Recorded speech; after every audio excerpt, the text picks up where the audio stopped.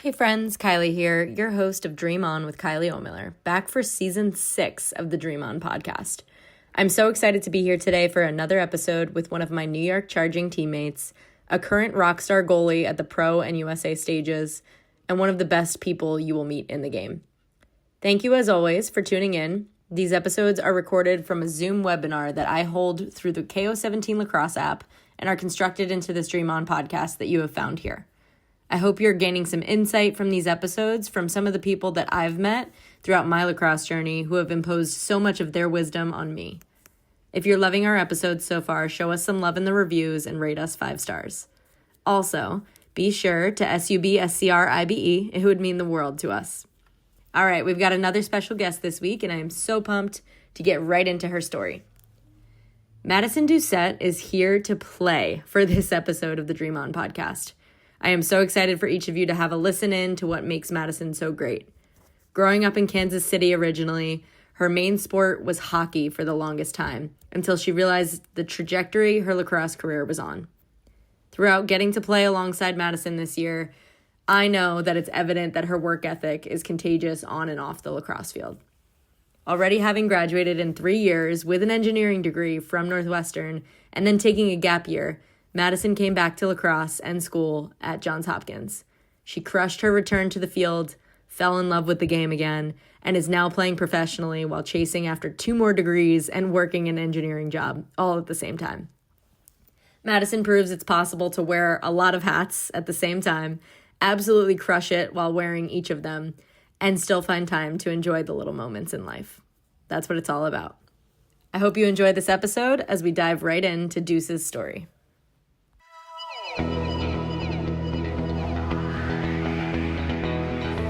All right, everyone. Welcome back to the Dream On podcast. I'm your host, Kylie O'Miller, and today we have none other than Madison Doucette here with us, and I am so excited, not only a New York Charging teammate of mine, but a good friend, and I'm super excited to really just dive into her story in the lacrosse world and beyond. A little bit about Madison before we introduce her to you all. Again, she plays for the New York Charging in the WLL. She's a professional lacrosse player. She played at Northwestern from 2019 to 2022. And then at Hopkins from 23 to 24. She's won 2 gold medals so far. She's got more up her sleeve, but so far she's got Team USA U19 in the 2019 World Championships field lacrosse, and she's got the 2024 box lacrosse Team USA gold medal. Currently enrolled in the Carey Business School at Johns Hopkins and is a student manager with Hopkins Lacrosse, as well as doing some other engineering side work. So Madison, thanks for taking the time. Doesn't sound like you have much of it, but thanks for being here. Thanks. Oh, no, I'm excited to chat. Yeah, love it. Okay, so we always like to start off to a good start. Just feel out where you're at today in your life and your mindset and all of that good stuff. So for reference, today's Wednesday, April 2nd, 2025. It's 3:30 p.m. What is something you're thankful for today? This is a good question. I think I'm thankful to be getting to do a lot of different things right now and loving every second of it. I get to wrap up my workday. I get to chat with my friend and teammate, and then I also get to be on the sideline of a number 3 against number 4 matchup tomorrow. So a lot of big things, a lot of exciting things right now. Yeah, tell us about that game. What's happening tomorrow? Are we excited? We are. We've got the Northwestern Wildcats coming over to Homewood Field to play Johns Hopkins. So pumped. Obviously, anytime you get good competition, it's great. You had in conference, you had the last time that these 2 teams faced each other. It was a 1-goal game. So I don't get to be in the cage this time around. Kind of a bummer, but the sideline is almost equally as fun, if not a little bit more at times. Oh, that's awesome. A lot of history for you there, but also just a really good matchup in this year's lineup of everything. It's been really fun to watch. So can't wait to tune into that one. What are you proud to say that you've accomplished so far today? On the day? Yeah, today so far. It's only 3:30, so plenty of time. I know. We've got time left. Got a nice little good email out to one of our suppliers, had to go through and as an engineer does and make sure everything hit some specs and some measurements, and had to send out some corrections, but felt like I knew what I was doing for once on that one. I like that. Okay. Accomplishments sometimes are small, sometimes they're big, but whatever it makes you feel. Love that. Okay. Last but not least, what's something you're pumped to go chase? It could be with the rest of the day, could be with the rest of the year. What are you pumped to chase right now? I think I'm going big picture, and I think I want the WL and the charging to be chasing what the WNBA is doing, what the is doing, what the PWHL is doing. It's a hot topic in women's sports. So every day I'm chipping away and working out. I'm thinking about that. Love that. Absolutely love that. I'm with you on it too. Okay, tell me a little bit about where you're at now. We kind of just like touched on it, but you're living and coaching in the Baltimore area, in Yep. grad school, Yep. engineering gig with the lacrosse company. What does a typical day in your life look like right now? And like what are some of the things that are keeping you excited to wake up and attack them each day? Yeah. Right now I'm a jack of all trades, which is kind of exactly where I want to be. Couldn't really decide what I wanted to do, engineering or coaching. Obviously, you know what it's like. We can't really get away from the game in the best possible way. Like it's so hard to walk away from any role you have in it. So I'm a full-time grad student, finish up in 7 weeks or so, not that I'm counting. Nice. So I'm getting my master's in design leadership from the Maryland Institute College of Art, as well as my MBA from Hopkins, which is a super cool program. So daily life from Tuesday to Thursday, I work 7 to 3:30 at ECD lacrosse as an engineer. And every day I'm not here at this place I am exactly right now. I am at Hopkins with the girls in that manager role, just having fun, being at practice, being a presence, bringing vibes. And then I go home and I do homework and I do class. So free time is a thing of the past, but I love it. Free time is a thing of the past. We gotta make t-shirts that say that on them. Um, I like love that. Oh man. But I mean, so cool because you mentioned something before that you were like, I'm chasing so many things that like I really love to do that I'm really passionate about all at the same time.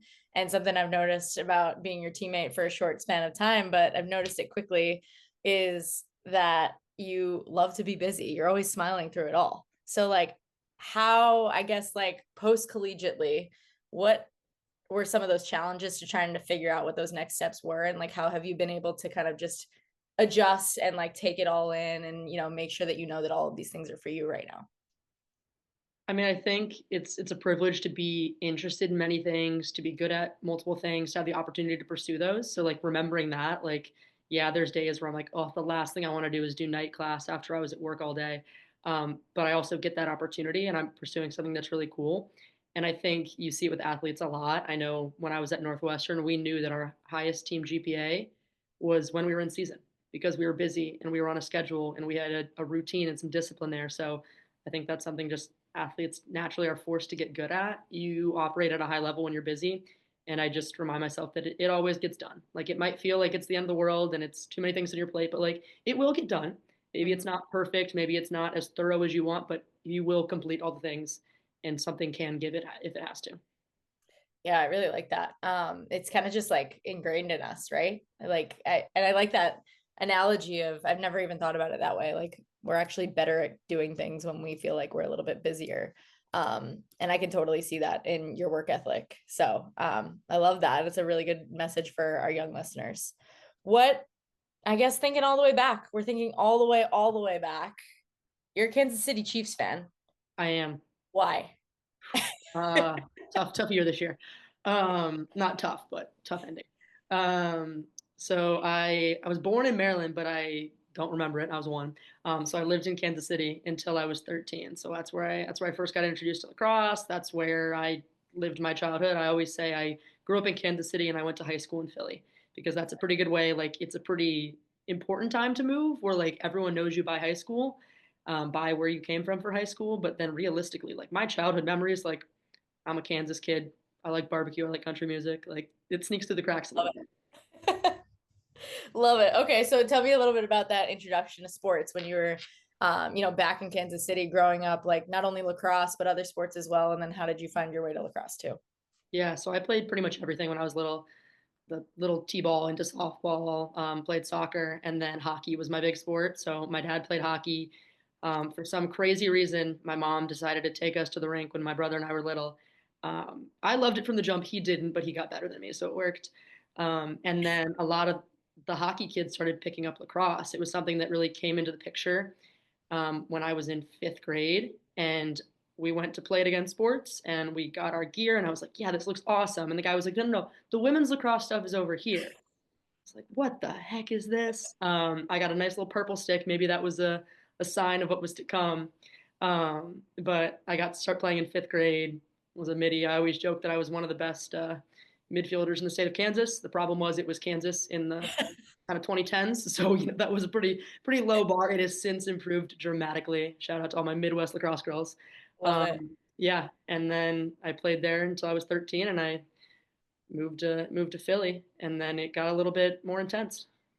Little more intense. Okay, well, we touched on something there that is not in my notes, but I want to ask you about like the growth of the game in the Midwest. What have you seen since you left?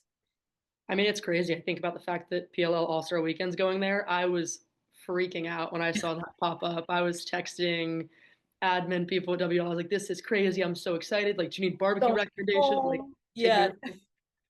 Yeah, hometown date. It's basically The Bachelor. So I think it's been really cool to see the game grow. I mean, obviously, it's one of the fastest growing, if not the fastest growing sports in the U.S. And then in Kansas in particular, it was like at its highest growth rate in Kansas. When I started playing in fifth grade, the team was fifth through eighth grade. So like imagine that in East Coast parallels. That's insane. That would never occur. But then the second year, there was fifth, sixth, seventh, eighth, and high school. So in one year, it was able to just break Wow. out like that. And there's been girls that have played at Ohio State, Kimberly Apuzzo. I don't know her married name to be honest, but and then Christina Coppinger played for Tim. There's been girls going on to play college, and it's been awesome to see. Oh, that's awesome. That's really cool for you to be able to like look back at that and honestly just see that stat too from one year to the next. Like Yeah, it's that's crazy. incredible. Okay, so when you were just starting to play, you mentioned that thing about like finding the women's lacrosse gear, but you were already in the men's lacrosse gear. Is that why you ended up in the goal or what happened? So it was actually, I think it was my second or third year playing. We were at a tournament in Minnesota, the bait bucket tournament. Classic name. If you won, you got a bucket of bait full of candy and fishing lures. Pretty awesome. Got a couple of those. That's Um, awesome. and I was playing with the U11 team and playing up with the U13 team. And on that older team, we had a little issue with our goalie. She was kind of doing a little flamingo. She was lifting the foot. She didn't want to get hit with the ball. We all have our moments, honestly, so valid. Um, Sometimes I want to as well. And our coach asked my dad, he said, "Hey, can Madison hop in cage?" He knew I was a hockey player. He knew I wasn't afraid of getting hit with something. And so I played the last two games. We won the championship. And I was like, all right, cool, that was fun. Let's go back to taking the draw. And then fast forward, I moved to Pennsylvania and I kind of had the thought, I was like, that was kind of fun though. And I ended up convincing my parents, let me get like goalie stick, all that. And I went to tryouts my freshman year of high school and I introduced myself to Lisa Aikman, the head coach at the time. And I said, I'm Madison Doucette. I'm a freshman. I play goalie and I take the draw. What do you want me to do today? And again, I'm still a Kansas kid at this point. She should have looked at me like I had more than three heads, maybe four. And she told me to put my gear on and looked really confused. And then at the end of that practice, she told me to throw away my field stick. And that was that. Lisa saw something there. I owe her so much for that. And then I was a goalie since that point. Wow, that's such a cool story. And I also really, really love that. I'm thinking as if I was like a coach at a clinic and you signed up as both a goalie and a midfielder, I'd be like, You're like, this kid. No. yeah, Yeah. okay. She's just not sure what her destiny is yet, but So true. that's really cool that you were able to find it like that. And then like what from there, you're in Philly now for your high school years. Are you playing club? How did your recruiting process go? And then how did you ultimately find yourself at Northwestern? Yeah, so I was playing club. I kind of bounced around a little. I obviously moved and didn't really know. So I went from PA Express, went over to Ultimate PA, and then ended up at Ultimate Chester County. I actually made the Ultimate PA team as on like the C team as a midfielder. And then the coach saw me play goalie somewhere else and was like, "Wait a minute," and pulled me up, which was really cool. So that's kind of how I realized maybe I could stick with this. But at the time, I was still really trying to play hockey in college. So I was going to hockey camps. I was in the national development program for that, going to national camps. So really, I was just kind of fresh for lacrosse, and my parents were pushing me to like, hey, like try to email people, like not in a way of forcing it upon me, but just like I was what 14, 15. I did not want to be Yeah. sending emails after school. And then there was a certain day where I had drafted a bunch of emails and I was stressed in the morning. Mom was like, I'll send them. Like you've drafted them, you've written them. I will send them. And she had wanted me to send one to Northwestern. I was like, no, they're too good. Like they're too good. No. And I remember sitting in class and I got a sports recruits notification. It was like Northwestern viewed your video. Like a couple hours later, Northwestern viewed your profile, and like went through. I was like, what is going on? And that was the era where you couldn't call your coach couldn't call you, but you could get a message that you should call the coach, like all the movement. And so I hopped on the phone with Tim McCormick, and he had stumbled upon my video on a random day, got lucky midday, and the rest was history. They still needed a goalie, and he saw some raw talent with no refinement at all, and took a risk on me, which was awesome. That is really cool. And I actually didn't know that about your story, that it was Tim that found you. Yep. That makes a lot of sense now. And yeah, I think that's like such a cool thing. And I think something you mentioned at the end too, like when did you feel like you started to realize like, okay, maybe it's not hockey, it's lacrosse that's going to take me to the next level? Because that's a hard decision to make, I'm sure, for Yeah. young I will say for me, well, like my mom has kind of coined the phrase. She was like, "You loved hockey, but lacrosse loved you," which I think is so accurate. Like when I took a gap year, which I know we'll get into, I was coaching hockey. Like that's where I'm used to being since I was little. That's still kind of the tying thing. Like my family's a hockey family. That's awesome. Yeah. But kind of that particular moment was going into my sophomore year of high school. I was getting reached out by a lot of prep schools for ice hockey because that's pretty much the common route to go play collegiate hockey, especially from the high school I was at. It just would make sense to go away. And I was Mm-hmm. looking at Lawrenceville, and I was speaking to Coach Nicole Uliaz, and we were having great conversations, and I liked it a lot more than I thought. And at that point, I had two lacrosse offers on the table. Mm-hmm. And I kind of told him, I was like, I'll consider it if I get in without having to reclass, which is really common to reclass if you go to a private school or boarding school. And I got in and I was like, what the heck? And then some realism hit and I realized like I couldn't make my parents pay college tuition for 2 bonus years basically to pay for prep school just to end up taking lacrosse offers I already had. It would have been probably a push for hockey, even though there was an opportunity to play both, which would have been amazing. Mm-hmm. And I just kind of realized that I had more headroom. Michelle DeJulius was a great leader in that, and kind of showing me like, hey kid, like you can play this game and like not just play it at college, but like play in bigger ways. So it was piece by piece. Those things just kind of added up. And when I made that final call and called Coach Julias and said I wasn't going to come to Lawrenceville, that was my final call that I was going to play lacrosse in college. That's when it was cemented in for me. Wow. That's a lot for a young teenager to think about, right? Yeah, there's some Huge. layers there for sure. Yeah, and it's incredible that it was, really that deep and you took the time to kind of like rely on some people around you that you really trusted, which is Absolutely. awesome to have that. Okay, so you get to Northwestern. You're playing lacrosse instead of hockey now. Mm-hmm. What are the biggest adjustments? It's one of the big questions we always get as, pro college athletes. Like what were your biggest adjustments you think going from high school to college? I mean, my first was being away from home. I traveled a lot, but I was such a homebody. Like I didn't do sleepovers because I would cry. So I got to college and I was like, whoa, here we are. But also when you get to college, you realize you're so busy in that sense too that you don't really have time. But I had a great class around me. Obviously went into a class with like Izzy Skane. So we were a group that we wanted to have fun to play lacrosse. Like that was our Yeah. number one priority. Went into a program that had more of a chip on its shoulder because they hadn't been back in 5 years to even a Final Four. So we were going in hungry, and I was a freshman lacrosse player, freshman engineer. So I didn't really know up from down, but I had an absolute blast. And just I don't know, I love Chicago, love being on the lake. So it was a fantastic first year of All life, of it. basically. Yeah, Yeah, figuring it all out as a young adult. That's yep, awesome. Sorry, I have so many questions that are not on my notes because your story is love so it. intriguing, but did you always know that you wanted to be an engineer and study that? Or is that something that came later on? It probably came kind of midway through high school. I think anytime you're good at math and science, everyone says it. Mhm. So that was kind of put in my head. And then there was a summer I was kind of on the YouTube wormhole and I stumbled upon Hugh Herr in the Center for Extreme Bionics at MIT, kind of now the MIT Media Lab.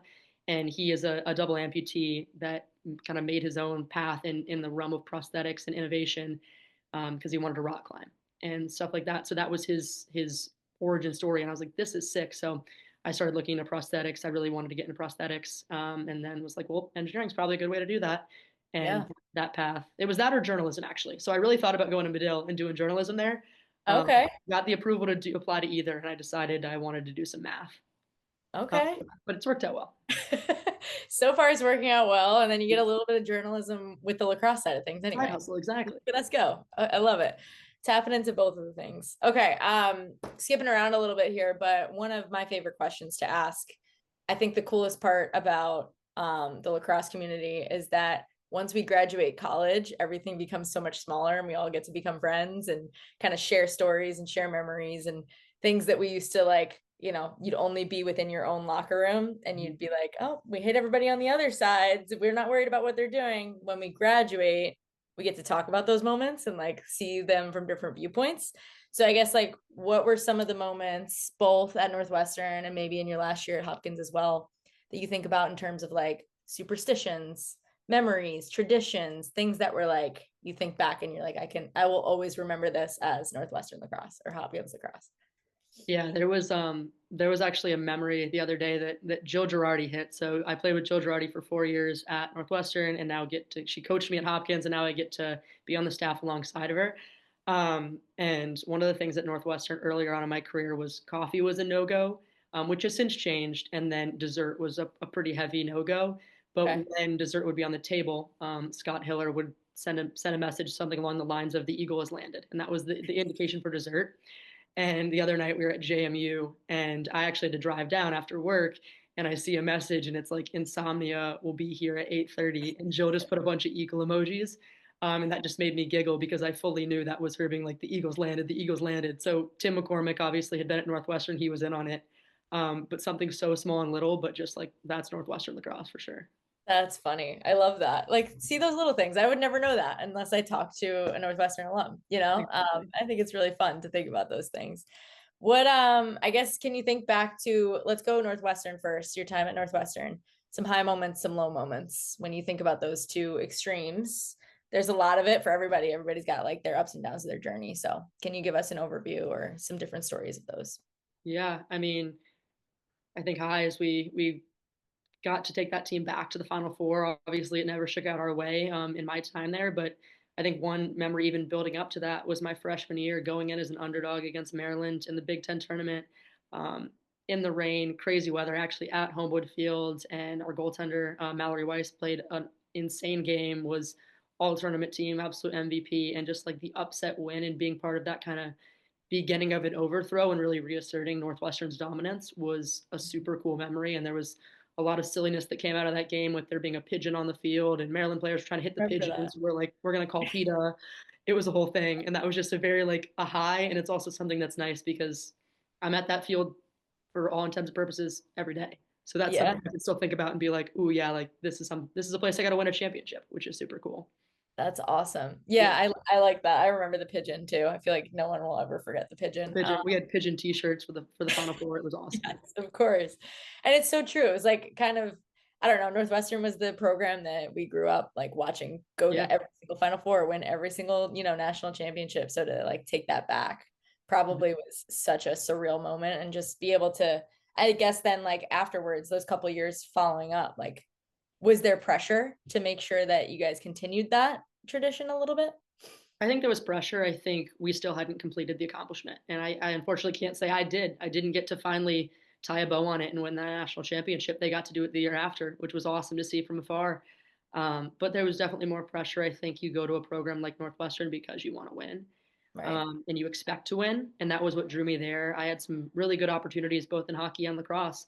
And it wasn't necessarily about wanting to win a national championship, but it was about being in a locker room where everyone was driven for the same purpose. And I just found that at Northwestern because Kelly would outright say things along the lines of like, if you're not here to win a national championship, like this isn't the right fit. Right. Maybe in not as specific words, but that was the sentiment. And so we definitely felt that. I don't think it was a pressure. I think it was just an understanding. Yeah, I like that. A common goal. And it was just, yeah, unspoken common goal. That's Absolutely. awesome. Okay, can you tell our listeners a little bit about, your decision to graduate, take a gap year, and then your decision to come back? So walk us through that whole story and all of that. And I think it's such a unique story. One we don't hear often, but obviously there's, some growth and some story to that. And I'm really excited to hear about it. Yeah, and I honestly think we might hear more of it. Obviously, Trinity McPherson did it. Delaney Schweitzer halfway did it. So there's something to that kind of maturity period. But so decision's kind of a gray area term. I finished up my undergrad degree in Northwestern at 3 years. I was actually enrolled in the 2-year master's. I'm expecting to play my fifth, and got a phone call midsummer that that opportunity wasn't going to present itself. So it wasn't actually my choice. But within 24 hours, I was in the portal. Got leaked on social media before I could even really say anything to the team, which was pretty tough. And it was just kind of anarchy. And I was coaching lacrosse in a van that summer, traveling around. Didn't really know what the next move was going to be. Yeah. And it came time to decide, okay, do I go back to Chicago and finish my degree? Do I go elsewhere? Joe Spallina actually was the first person that reached out to me. I was in the portal for less than like 8 minutes. And we had many a conversation both times around. But yeah, I had the opportunity to go back to Chicago, but not be involved with lacrosse. And for me, that just was off the table. It was going to be too hard being too close to something I wanted to be a part of. Right. My parents were living in Idaho at the time, so I could have moved to Idaho, which is a weird place to be 23 and figuring, they're 22 at the time and figuring things out in life. Um, and I looked at the portal options, and then there was also the option that to go down to Jacksonville with my partner at the time and kind of just see what I wanted to do and reassess. And I took that opportunity just to figure out what lacrosse meant to me. I think my love of the game was at a different place, and it wasn't strong at the time. Mm. So I got an opportunity to reassess, and I did not intend to go back. I kept the option open, but once I went to Jax, I thought that was it. I was working an engineering job, desk job, making craniomaxillofacial implants every day, surgical implants for facial surgeries. And I was coaching hockey at night, and I was rollerblading on the beach on the weekends. But I got to stay close to lacrosse with Jacksonville Lacrosse. I got to commentate some games. I Mhm. was staying in the mix. And then some things kind of shook out my way, and I got a fortuitous text from Tim McCormick asking me how I was doing, and it caught me at the perfect time where I said, like, congrats on everything for you guys. I'm actually considering reopening my recruiting process, and he said, like, come to Hop, let's do it. And Yeah. then we snowballed from there, And you did it. and I it's love worked that. out well. Yeah, very Found you happy at with that the choice. Yeah, found you at the right time where your love for the game came back a little bit. Exactly, That's exactly. awesome. I really, really like that. And sometimes you have to step away from it to be able to find it again. Yeah, there's nothing that can better set your perspective in an early morning practice than remembering that like 2 months before you were sitting at a desk at that hour. Like, Mm, not that I don't love what I do now when I'm at a desk or whatnot, but just, yeah, I might not want to do conditioning, or I might not want to get absolutely crushed with balls as goalies do. But I would think about the fact that 2, 3 months earlier, I didn't even know this would be an option, or I'd be sitting at a desk, and suddenly everything gets a lot easier. yeah, that's an amazing perspective, right? That you might not have had if you didn't go through all that hardship. So um that's really cool that you're able to see it that way. And then finishing up at Hopkins, tell us a little bit about Hopkins. Tell us maybe a locker room story or a tradition or a memory from there as well. I mean, I can't say enough about Hopkins. Hopkins gave me the love of the game back, in a way that I never thought I'd have. Um, I think something that was really cool actually last year was it was with Hopkins, but it was at Northwestern. So clearly my stories overlap. But we went to play at Northwestern, and obviously it was super bittersweet, and there were a lot of emotions around that, um, and just it was heavy. Like, I hadn't been back since I was cleaning out my locker suddenly with one single day to try to drive to Jacksonville. Wow. And I remember walking in the field house, and I was kind of upset, and we were practicing in there, and I just watched all the girls like look in awe, because obviously you've seen it, like, that's a sick place to play lacrosse, like, it's Yeah. cool. And I had a lot of resentment and anger towards the situation, how it was handled, and kind of what happened. Yeah. And I just realized, I was like, whoa, but like, this was my chapter, and that book is closed, and I'm watching other people admire this, not from a place that like I did the run test, but as a place of, wow, look at this investment in women's sports, and look Right. at lacrosse in the Midwest, and like, they saw it a different way. And so just standing on that field where Tim McCormick had done my first indies with me, and realizing the different place I was in life, and the gratitude, I really don't think I would have ever wanted to step back foot on that campus, let alone in that facility, if it wasn't for Tim McCormick, Dor, Graz, Jill, that staff, and those players like bringing me back. And so Yeah. not only did I go back once, we went back for playoffs too.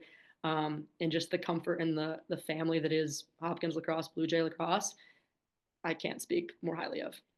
Yeah. I love that. And just full circle in the best way.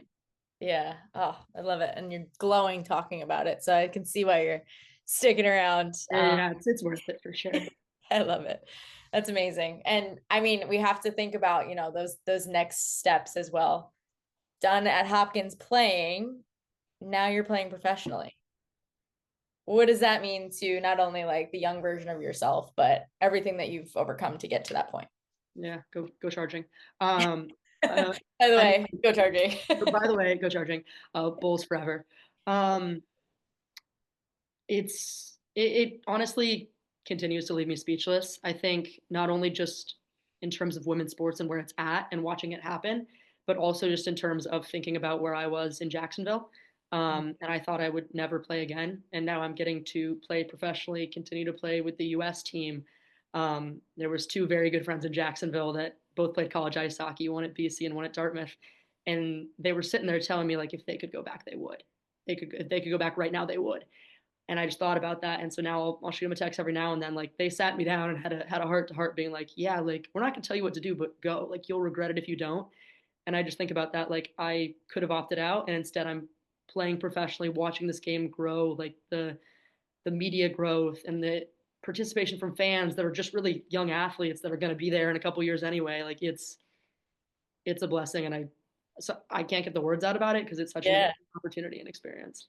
It's awesome. And you're a big part of all of those things happening. So that's really cool for you to see it from that perspective. You mentioned the US team. You got to play U19, a lot of training team opportunities, and then the box team as well. Yep. You give us some favorite memories from, maybe it's the 2019 World Championship, maybe it's the box World Championship, maybe it's both. I mean, double gold medals does help. I mean, you got one more than I 2022 do. the 2022 silver hurt though, so we gotta avenge that sixes loss Yeah, listen, 2022 silver next time for you. next time. Next time. You got Here that. You got to we go got for that coming up this summer, ideally. Fingers crossed. three. Um, yeah. So I mean, with the U19 team, I mean that was just a stacked roster. I think being in Peterborough, we winning games and jumping into the river, and one silly time where we couldn't get a team bus and we ended up on a party bus going to dinner. Like just silly stuff like that when you're 19 years old is even funnier, and it's just Yeah. awesome. You're in the hallway with Australia, you're dancing with the Welsh national team before games, like just the antics that you love to see. And it was really cool to watch them run that back this summer in Hong Kong and have Yeah. that same level of success and even more dominance. It was sick. And then obviously, the box experience innately, but that was crazy. It Yeah. was intense and it was hard. And I think the coolest thing for me was box lacrosse is hockey culture. So for me, that Yeah. comfortability, Olivia Madison, I actually talked about it quite a bit. It's the same culture, same energy. And one memory in particular, I actually chatted the other day. So this might get double media content, Love but it. we were doing warrior breakaways at the last training camp, second to last training camp. Um, and a guy kind of creased over at me and ran me into the crossbar. And for some reason, I just thought it was a good idea to stand up and start swinging. And that happened. And Riley Ewing was right there with me, and she started swinging. And we kind of stepped back, like, "You good? Yeah, you good? Okay." And the bench was going crazy. And Sam Swart told me, she was like, or I think it was Bakes told me that she looked up at Coach Cap, and Coach Cap looked like a proud dad whose son just threw a baseball for the first time, which I can imagine was pretty accurate. Uh, Yes. Yeah, but I it can was see one of that for those. It was one sure. of those things that I was just like, well, if I'm gonna, I was right on the cusp. The two goalies made it. They were considering taking a third, and that was the way I needed to kind of hopefully fight my way onto the roster. If that's how it was going to happen, it was going to Yeah. happen. So there was a lot of those kind of nose to the grindstone moments with the box team. The hardest thing I've ever done, and I know many of the others in the training pool and on the final roster feel the same way, but Yeah. absolutely incredible experience. Yeah. Why would you, I guess, can you, for our listeners, like explain a little bit about why you think it was the hardest thing? Yeah, I mean, first of all, learning the position of box lacrosse goaltender.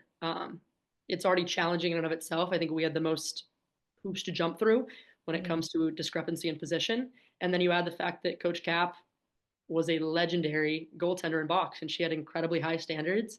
Yeah. And there was a point where I got the highest save percentage at camp, and she told me, "Good job, not good enough." And I said, "Yep, yes, ma'am, understood." And then when push came to shove and we were at Worlds, it's not super well known, but I was a healthy scratch 5 of 7 games. Like I Mhm. only got to put on the uniform twice. And that was hard. That was hard to have gone starting all the games in the 2022 World Games, playing equal time in the 2019 World Championships. It was hard, and it went from, okay, you're going to warm up, okay, this person might be hurt, you might have to be in, okay, you're actually going to be a runner, oh, actually that player's okay, they can play, you're good. And it was just an emotional roller coaster. And it's the hardest I've ever been tested in terms of ability to be a teammate and be there for the bigger picture, not just for myself as an athlete, but it was also, I mean, that gold medal goes around your neck. Like, that's the most rewarding experience of it all, despite the challenges along the way. Yeah, that's beautifully said. I think like no matter what the individual challenges might be, no matter what, that like it goes back to that unspoken common goal you talked about before, right? Which is that gold medal for team one. And as much as the challenge was there, it's so worth it in the end. And there's a reason for everything too. I'm a big believer in that. So I love that. Awesome. I mean, it was the coolest thing ever to be able to sit there in the stands and watch you guys win the gold. So it was like I think I was in that row with you, to be honest. sure, So. but it's okay. Exactly. We had a blast over there. And then I got to run Sam Sword out there harder than I ever had on my back. Exactly. Listen, I get it. And I feel for Sam. 2022 World Championships for me, I couldn't run out onto the field to celebrate either. So I she hope had someone carry. I think you had crutches, but like you gotta have someone to carry you so you really get in there quick. someone's got to do it. Yeah, I think you gotta go. You know what? Thank God for our goalie friends, because I'm pretty sure it was Liz Hogan who ran me out onto the field. So we love squats as goalies. It helps. We can carry our friends fast. Carry your friends. That's the first thing you need to learn how to do when you become a goalie, when you're exactly. Piggyback rides. Literally. Pick them up, run. Fireman carry, whatever you got to do. That's amazing. Okay, so we talked about US. We obviously both played for the Charging. We got to play in the inaugural WLL Championship Series this past February. About, oh my gosh, it's been 2 months already. Take me back. What were some of your favorite memories from some of those moments? I mean, you're not going to talk about this because you're humble, but you played fantastic and you were the reason why we were in the championship. So outside of that, I don't know about that. Outside of that, what were some of your favorite memories? I mean, that team, that locker room was hilarious. I think we won't necessarily give the quotes, but I think anytime we were scouting another game, if there were mics on, we would be in trouble in many ways. Yeah, that's why there's not much content about that. Literally, many other teams were heavy on the content, and we were heavy on the need to censor ourselves in front of the cameras.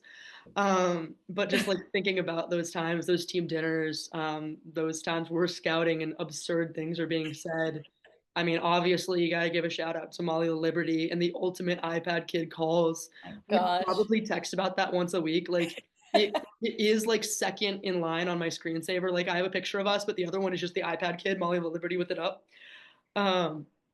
Literally. And so like those moments. And then I also think about, I know there are a lot of pictures of that moment where Charlotte was rushed and like there's a fence holding kids back and there are 200, 300, I don't know what people look like in large groups, but a lot of people are waiting for Charlotte's autograph. And it was just cool to see that from up top. And then I had to get to the locker room. So I'm kind of wading my way through and I would like sign something every like 5-10 feet. And I was like moving through with good speed. And then just like, I was walking, talking to a family, and then like the eruption when Charlotte came out, it was just so cool to see. Like so good for the game, just the excitement, like little girls, little boys, adults, like everyone coming up and wanting that engagement with just one of the biggest figures in our game. It was just a really cool perspective setting moment of like, wow, like that's sick at Charlotte. Oh wait, I'm playing against Charlotte North, and also this is sick for the game. Mm-hmm. Yeah, I saw that picture too, and I wasn't anywhere near the crowd, thank goodness, because I think I would have gotten a little claustrophobic. But to see it from afar, it's very like parallel to Caitlin Clark, Entirely. There's probably exact same pictures if you just change the angles a little bit. Yep. Right. And it's just like really cool to know that we are playing that game at the highest level, the same game that like she's playing, and impacting and all having our own impact on the game as well. And just knowing that like we're just on this upward trajectory. So yeah, totally agree with everything that you had to say there. I think it was such a special thing and can't wait for more. Okay. Another one of your hats that you wear. A lot of hats that you wear. You continue to hang out with Hopkins Lacrosse as a student manager right now. What do you feel like that's helping you like as a player, as another person that might be able to like go coach at camps and clinics, like perspective wise, what are you learning from being on the sideline right now? I think the biggest thing I learned early on, just sitting through all the meetings, is the intricacy and the level of care that's taken by the staff. And to be honest, I don't know if it's that way at other places, but I'd assume. But when you're talking depth charts and there's these conversations happening about players and their well-being and how their school is going and their families and all that, like there's conversation about every single player on our roster. And I think that was incredibly cool to see because you think about it as a player, oh, I'm not playing, I'm not in the mix, or oh, like they don't even know like what I'm up to, whatever. Like at least at Hopkins, that is not the case. Like every single person is talked about on a weekly, if not a daily interval. And it's just been really cool to see that attention to detail with everybody. And then when you actually start talking about the X's and O's and the prep that goes into it and those discussions between the coaches about, okay, like this is the scout on this team, how do we want to play this or this personnel, these decisions, just I think I knew it was complex. My dad's coached hockey my whole life, but I think seeing it play out and just the great minds that are the Hopkins staff has been fascinating and also helped me as an athlete in terms of how they see the game. I can take that into my own play and implement it in just a different perspective. Yeah, I love that. That's a really unique answer. And I really, really enjoy that too, because it's like you mentioned, like something you don't think about when it comes to the coaching. You think like as a coach, the job on paper is to coach the team, right? Mm-hmm. But there's so many extra levels to it. So it's really awesome that you're able to see that up front, and gain a new like respect for it. That's awesome. Okay. Can you tell me a little bit? Again, this is not on my notes, but you're giving me so much awesome information. Perfect. So can you tell me a little bit about how your dad playing and coaching hockey has impacted, your love for sports, your love for, all the things that you're doing to get better at everything that you're doing, all of that, like your mindset, everything he's impacted growing up and now. Yeah, I mean, I was incredibly lucky. My dad got to coach me basically every other year in ice hockey. So my brother was a year younger than me. In hockey years, it's age years or birth years. So it's 2000, and my brother's an 01. So we'd play together one year and then separate, and then together and separate. And my dad would kind of alternate. So I guess two of every 3 years. Um, and I think my dad always tells this story early on. He was really hard on me, I guess, and I don't remember it because I was just playing hockey, having fun. But he cites one of the other coaches being like, "You're really hard on her," and I was like, "Yeah, well, she's gonna be good, whatever." And he was like, "No, like look at the way she looks at you." Like, and my dad talks about how that changed the perspective of the way he coached. And I think he's been that coach for all my actual discernible memories of Yeah. just like caring and like really mentoring kids. He's coached all the way from me when I was a little mini mite all the way up through junior hockey and coaching with kind of the national development program too. Um, and he now coaches U16s. He's going to bump to the 18s, and then he wants to go down. One of my good friends and her wife, they have a son who's 6, and he wants to bounce down and carry him all the way up through his hockey years and just like kind of mentor him and his group. So I've just learned a lot about the X's and O's in the prep, but also about development knowledge and like what kids need to be learning at certain ages and how to keep it fun and how to keep it fresh and Mhm. really being a student of the game. I always say my dad is one of, if not the best coaches I've ever played for. And I think there's not a lot of kids that play for their parents and have that positive a response to it. But I am incredibly fortunate to claim such. So Gary's kind of the man.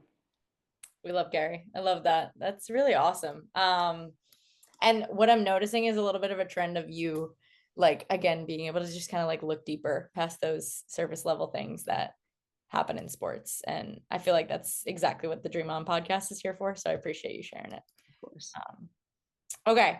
We're going to talk quickly about setbacks and how they lead to success. We've kind of gone through a little bit of some different pieces of your journey, but if you had to think about maybe one or two setbacks you feel like that have happened throughout your career, all the way back to when you were super young, all the way up till now, I guess, like, what would those setbacks have been, whether it was an injury, getting cut from a team, et cetera, et cetera? And what did you learn through going through that challenge that you could share with us? Yeah, I think it's going back to a topic we already talked about, but I mean, I expected to go back to Northwestern for my 5th year, and that phone call that took away that opportunity rocked me. Mm-hmm. And I was driving home, and I walked into my parents' house in Idaho, and I said, "So I'm not a Northwestern Wildcat." And they were like, "What is going on?" And we kind of laughed about it, and then I sobbed, obviously, as one would. And so that was kind of attention setting moment and like a moment where I needed to define my intention for what I was doing. And obviously I took a gap year. Um, but I also had time to reflect on the fact that Northwestern wasn't the best me. And I wasn't like the best teammate or the best player that I could have been there.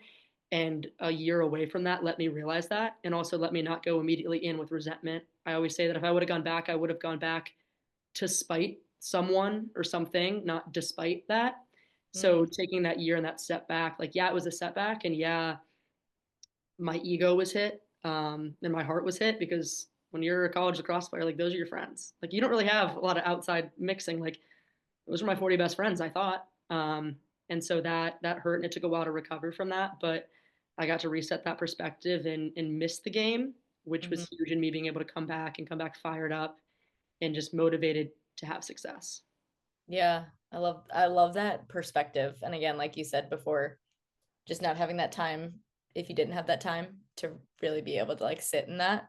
I mean, that's the hardest part about any setback, is sometimes when you have to sit in it for a Yeah. little while and like grow. So I'm really, really glad that, um, you know, other things happened from that and you were able to come out how you are here and be part of the charging and be a happy Madison and be loving lacrosse again, because that's all Love that it. matters. Love the game. Gotta love the game. Always. All right, this is a quick answer game. So you're gonna give me three like words or Okay. phrases to answer each of these questions. So the first one, I'd like to know, what are three things that you value the most in a person? Um, Honesty, loyalty, and commitment's kind of the same thing. Honesty, loyalty, and fun, like humor. Ooh, Yeah. good one. Humor. I like that one. Okay, what are three things you value the most in a leader? We're going back to transparency, drive, and it's not a word, but walk the walk. Ooh, can you explain that one? Um, I I think know the what leaders that you mean, but the leaders that it's easiest to follow are those that would do it themselves. They'll carry the water, they'll do whatever it is, and lacrosse they'll grab the ball back. I think about the leaders that are like cleaning up the bench and doing extra conditioning and whatever it may be. I think about Emily Harris-Schuck leading Team One, and there's not a single thing that she would have ever asked us to do that she wouldn't have done 10 times over herself. And so walking the walk, I think, is the biggest part of leadership. love that. That's one of my favorite leadership phrases. So I'm really glad that you said that. Okay, this is the hardest one. What are three things that you value the most in who you are? Ooh. Um, I think perspective, intelligence, and motivation. I think it's Mm, gotten me where I am today. So I gotta be thankful for that. absolutely. Love it. It's always the hardest one to reflect on ourselves. So I appreciate that as well. Big thing we talk about here on the Dream On podcast. Okay. This one has a double-sided question to it. First one is from a mentor or a special person in your life. What's one piece of advice, like overarching advice, that you feel like you've taken and you live by in your own life now? Back to that recruiting conversation when I was looking at two schools head to head, and Michelle DeJulius told me it was a 40-year decision, not a 4-year decision. Just helped me look bigger picture to everything I was doing. And I think when you're thinking about the consequences of your actions and your decisions, it can be intimidating, but it's also cool. And you could see what the future looks like in certain directions and decide from there. That's a great piece of advice. Not Yeah, a she's the four-year best. decision. That's a great piece of advice. I'm gonna have to steal that one. Sorry, DJ. Okay, flip the script. What's one piece of advice or inspiration that you hope people who are following you, just by following you, are taking into their own lives? I think I always joke about it, especially with goalies, but lacrosse in general. You are putting a little yellow circle in a big orange square. That's it. Like, it's not that serious. And yes, it's given us amazing opportunities and world championships and professional playing and everything. But I think there's a lot of pressure at the younger ages right now to be the best and to do the around the world every game and have 20 points and 10 draw controls, whatever. It's a yellow circle going in an orange square. And the sun's going to come up tomorrow. So no matter if you play your best game in the world or your absolute worst game and or you don't touch the field, the sun comes up tomorrow and you'll get another chance. And yes, it's an amazing thing to work for, but also it's part of a bigger picture of who you are as a human over an athlete. Yeah. Wow. We're gonna have to make a lot of t-shirts from some of these quotes. Perfect. I love a good t-shirt. Little hoodies, maybe hats. Just like all the merch from all of your quotes today. Okay. Where do you hope to see our sport in 5, 10 years in the future? Well, the fact that there's already one Olympic cycle under in that point is sick. So hopefully I'm watching USA lacrosse be Olympic champions. Hopefully I'm in the cage as it happens. But I think internationally, I want to see more growth and expansion. And obviously, I want USA to dominate, but I want more countries to be in the mix. Yeah. And I would love to see the WLL be at that status of some of the other premier leagues in the country. I think we've seen what the PWHL has done in the last 2 years. For those that don't know, Professional Women's Ice Hockey League, and it's sick. It's so much fun to watch. I know 7 p.m. game. I will be watching it tonight during night class. Sorry, professor. Do you have are you a fan of a team or just the league right now? All right, I'm not a bandwagoner fully, but I do love MPP Marie-Philippe Poulin in the Victoire. But I do feel that New York affiliation, and I think the Sirens need to get on the Yeah. bandwagon with us. I also have played with a couple of the players on the Sirens. I've played with some of the girls on the Charge, so it's also just cool to see like my friends or acquaintances succeeding. That's So sick. I'm a fan of women's sports and success across the board. I love that. And it's obviously hits home too when you know some of them. So Yeah, that's really, really cool. Okay, so you didn't really answer my question. So you don't have a team, but it's I'm taking Sirens because go Charging, go Sirens. good. Yes. Okay, bulls up. Love it. That's what I was trying to get you to say. I love it. Go New York. What's next in life for Madison? What are you dreaming about these days? Graduation. So In finally finishing, 7 weeks. 7 weeks to finish the 2 masters. So excited about that. I mean, it's hard to think too big when there's so much short term on the horizon. I think I'm looking to the end of lacrosse season and some success for my Jays.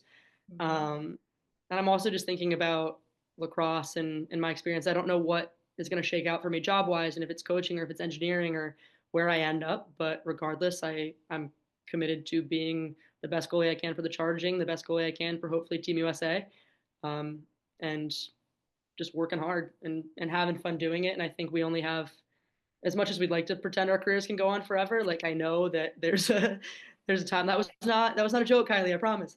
No, The head shake. the head shake. Head shake. Don't worry, you're not going anywhere yet. Yeah, no, I know you're not. I won't let you. But I want to kind of give my all athletically while I can. And there's always going to be engineering. There's always going to be coaching, but Yeah. my time as an athlete is my top priority right now. That's amazing. I love that. We always talk about dreaming here at KO17 Lacrosse. So I had to ask you what yours were right now. And I like that you have like near goals, but you also have big ones that are far in the future too. So Yeah, I won't say Hopkins playing at the Coliseum didn't put some perspective in. Like there's certain places I want to be in 2028, and Los Angeles is on that list. Oh, that's sick. I didn't even realize you guys played there. That's so sick. You were probably Yeah, like, oh gosh. absolute chills. Absolute chills. Even though that's not the full site for the lacrosse, but the last Still. time Hopkins was there was 1914 or 9. It was a 100 years ago, and they had played in the Coliseum in the Olympics, and I was like, yep. And now we're back, and now I got to be back again. Holy, I just got chills and Yeah. I didn't even go to Hopkins. Did you know I almost went to Hopkins? That was my second choice. Should have go Hop. Fun fact. Well, Nope. Stony Brook was my second for my 5th year, so it all balances out in the end. We got to share the love. We should now we're just all on the same team. Exactly. Okay. We have a couple of questions from our KO17 fam that asked some questions for you. First one is from I think it's Simo Lax Girl. She wants to know what should be your primary focus when you're joining a new defensive squad. So maybe you're on a new team, you just made a new team or something like that. Like what should be your primary focus? Being a sponge and kind of learning. I'm assuming you're coming into a team that might already be established. So hear what terms they use or how they speak to each other and whatever it is, and then bring positivity and bring good communication. I think if you're close with your teammates off field, it's going to carry over. But just soaking in what they're doing and fitting in, but also don't be afraid to bring in a little spice. If you have certain things you like or need, talk to your teammates. They're your group now. I like that. Communication is key in all things, but especially lacrosse. Okay, Haley Lacrosse wants to know what are your biggest struggles when it comes to being a goalie? It's not the mentally easiest position. I don't know if that's the right phrasing, but it's tough. It's pretty easy to put the weight of the world on your shoulders there, and when something goes in, blame yourself. It's tough on the body too. But also we love that. And that's what makes it rewarding when it works out. It's fantastic. Yeah, love that. Highs and lows. Okay, our last piece here, it's called quick finishes, like lacrosse. I would prefer to not allow those to occur. Okay. Saves, got it. Saves? Okay, fine. No. The idea I'm is not like messing up your nomenclature here. as long as I don't have to shoot on you, all right? Yeah, Just we're say teammates. We're fine. okay. Yeah, I don't want any of the charging players shooting on me anywhere but practice. Thank you. That's fair. That is so fair, especially Chuck. Okay. Collarbone is fine. Don't worry. Good. Thank goodness we're back in one piece. Okay, so quick finishes is all about just like quick one answer questions, or you can elaborate if you'd like. Some people take it however they would like to. Just to get to know you a little bit better. What is your favorite like sweet tooth treat? Big ice cream girl. Love Okay. a little mint chocolate chip or just something. I had dirt pudding ice cream the other day. Fantastic. What's that? Like the pudding with the Oreo, but it was an ice cream flavor and it had the gummy worm. Wait, isn't that from like TGI Fridays? Oh, I don't know, but I just would make it as a kid with the pudding and the Oreo and the whipped cream and then And gummy worms. one gummy worm? Or Yeah, and little gummy worms in there, and then they had it as an ice cream flavor, and it was awesome. It was my childhood in a cup. It was Where did you perfect. get that? I need it. Always ice cream in Baltimore. So when you come visit, I will take Okay. you for dirt pudding ice cream. Okay. That's like a deal. I'll be there. Perfect. See you tomorrow. What is the best TV show in your opinion? All time, How I Met Your Mother. But right now, I'm watching a lot of Severance. Okay. I'm heavy in on Severance right now. I've heard it's good. Okay. It's I gotta get into it. All right. What is or who is one of your favorite athletes to follow for inspiration? I have worked with her now, in a coaching capacity, but I love Hillary Knight as an athlete. Incredibly inspiring, and also being in a coaching locker with her and hearing about the silly stories when she was just struggling to pay the bills and is now second or third in the PWHL in scoring and continues to be the most dominant player in the world is sick. So I love following her story and just a girl from Idaho that happens to be insane at hockey. Yeah, I love that. It's a good one too. We've never had her mentioned on the podcast, so I like that. Perfect. New one. Okay, what is your most common nickname that you get from friends or teammates? Douce. Douce. Like Yeah, it. last name's pretty efficient. Beach or mountains? Mountains. Oh, easy answer for you. Okay, that makes sense. Midwest, I guess. Not really. Kansas is scientifically flatter than a pancake. If you had a pancake the size of Kansas, it would be more bumpy than Kansas is. Fun fact with Madison. Wait, no, I really enjoyed that because I, for whatever reason, thought that me thinking about that for a second would give You're me like, wait a a minute. clearer No. picture of Kansas on a map, but I've never seen it. Dead center. Dead center north south, dead center east west. It's middle America. It is the middle of America. And it is a rectangle with a tiny cutout in the corner. That's it. But still no beach. So no. But if I can get like a lake in the mountains, I'm never leaving. okay. Fair. What is your favorite jersey number to rep and why? Either 66 or 99. I picked 99 as a cocky 18-year-old and wanting to be the best and knowing that the best in many sports wore 99. And then didn't have the opportunity to do so at Hopkins because jerseys were already ordered. So I said, you know what, I'll turn it upside down. I'll take 66. It's like the same thing. So now I've been both for USA and charging, and it's rotated, and I just can do a handstand and it balances out. I like that. That's funny. Okay. Are you a morning person or a night owl? Depends on what I'm getting up for. I'd like to think I'm a morning person, but that's just because I like coffee. Okay. So you're the type of person that's dreaming about your coffee at night. Absolutely. And I would eat breakfast for any meal of the day if I could. Really? Yeah. What's the go-to breakfast? Well, I do a lot of meal prep breakfast sandwiches and breakfast burritos, but like I love making a good omelet or avocado toast or a hash of some sort. It's like a spread. Yeah, come on over. After our ice cream. So ice cream and then breakfast? You can hang out for the evening. Like, okay, sounds good. Or like bananagrams. I don't know. What do you want to do? Okay, what is a song that you're listening to on repeat right now? Ooh, I'm a really big Zach Seabaugh fan, so Killing Time has been on frequently. Like it. All right, last but not least, what's one thing on your bucket list? I just want to hit more countries and travel to more countries. I want to explore, see life. I've been to Japan. That was high on my bucket list. So now haven't been to Europe. I'd love to go to pretty much every country that I can like safely travel to. Why not? I love it. Yeah, it's on my list too. So Yeah. guess we're catching a flight after that Yeah. breakfast. Let's take WLL World Tour. World tour for the charging. Exactly. And we're having breakfast in every country. And no, the breakfast I had in Japan, I still think about frequently. Really? Yeah. Okay. All right. We got to get back. I like that. Well, that wraps up all of my questions, and I really appreciate you letting me go rogue on some of those. I love it.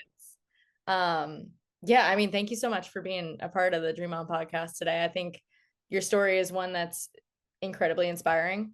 It's unique in its own way, and I think that's really relatable for a lot of our listeners. So I appreciate that. And I appreciate you being vulnerable to share your story, share your inspirations, and share all the little wisdoms, is what I like to call them. Little quotes that we're going to put on t-shirts and all that good stuff. But yes, I love it. All the good merch. But thank you for being here today, but also thank you for being the best teammate, goalie back there, and friend. Thanks, Kai. Happy to chat and go charging. Always go charging. We're getting that championship next time. Just saying. Absolutely. I need revenge tour right now. Let's go. Revenge tour around the world. Thanks for listening, everybody. We'll see you guys next time.